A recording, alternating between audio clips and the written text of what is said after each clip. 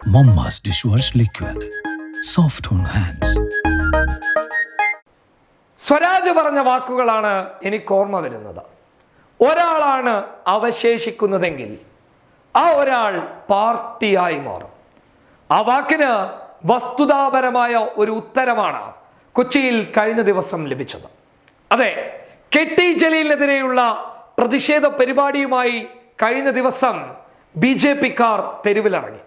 K T. ജലീലിനെതിരെ മുദ്രാവാക്യം വിളിച്ചുകൊണ്ട് ജാഥ ഇങ്ങനെ കടന്നു വരികയാണ്. ഈ സമയമാണ് ജാഥയുടെ എതിർവശത്ത് നിന്നുകൊണ്ട് ഒരു മനുഷ്യൻ BJP-ക്ക് എതിരായി വരുന്നത്. പ്രായമായ മനുഷ്യനാണ്. അയാൾ ഈ റാലിക്ക് എതിരെ നിന്നുകൊണ്ട് തൻ്റെ കൈകൾ ഉയർത്തിപ്പിടിച്ചിട്ട് തൻ്റെ കൈകളിൽ ഉണ്ടായിരുന്ന ചുവപ്പ് പതാക ഇങ്ങനെ തുറന്ന് കാണിച്ചു കൊടുക്കുന്നു. എന്നിട്ട് കെ.ടി. ജലീലിന് അനുകൂലമായിട്ട് മുദ്രാവാക്യം വിളിക്കുന്നു. ഇൻകുലാബ് സിന്ദാബാദ് വിളിക്കുന്നു.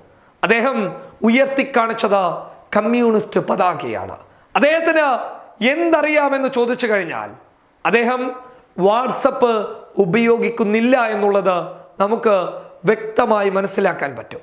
ഫേസ്ബുക്ക് ഇല്ല എന്നുള്ളത് നമുക്ക് വ്യക്തമായി മനസ്സിലാക്കാൻ വേണ്ടി പറ്റും.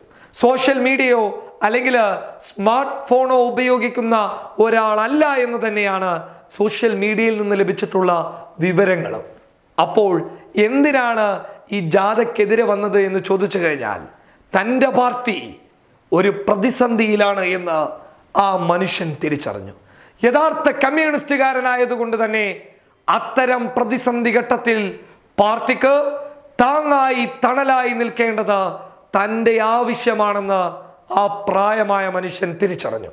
ഇങ്ങനെ ഒരു ജാഥയ്ക്കെതിരെ നിന്ന് കഴിഞ്ഞാൽ ആ ജാഥയിൽ കടന്നു വരുന്ന ആളുകൾ തന്നെ പ്രകോപനപരമായി നേരിടുമെന്നുള്ള ഉറച്ച വിശ്വാസവും ആ മനുഷ്യനുണ്ട്. ജാഥയിലുള്ളവരെ നേരിടാനുള്ള കഴിവോ അതിനു വേണ്ടിയിട്ടുള്ള തയ്യാറെടുപ്പുകളോ തൻ്റെ കയ്യിലില്ല എന്നുള്ളത് ആ മനുഷ്യന് വ്യക്തമാണ്.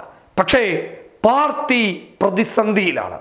ഈ സമയം ശക്തമായി പാർട്ടിക്ക് താങ്ങായി നിൽക്കേണ്ടത് തൻ്റെ ആവശ്യമാണെന്ന് തിരിച്ചറിഞ്ഞ ആ നന്മയുള്ള കമ്മ്യൂണിസ്റ്റുകാരൻ ഒറ്റത്തടിയായി ആർജവത്തോടെ നെഞ്ചും വിരിച്ചുകൊണ്ട് ആകെ തൻ്റെ കയ്യിലുള്ള കമ്മ്യൂണിസ്റ്റ് പതാക പിടിച്ചിട്ട് ദാ ഇങ്ങനെ ഉയർത്തിക്കാണിച്ചിട്ട് ഇൻകുലാബ് സിന്ദാബാദ് വിളിച്ചപ്പോൾ ഒരു നിമിഷം BJP-യുടെ റാലിയിൽ കടന്നു വന്ന മുഴുവൻ ആളുകളും പകച്ചു പോയിട്ടുണ്ടാകും.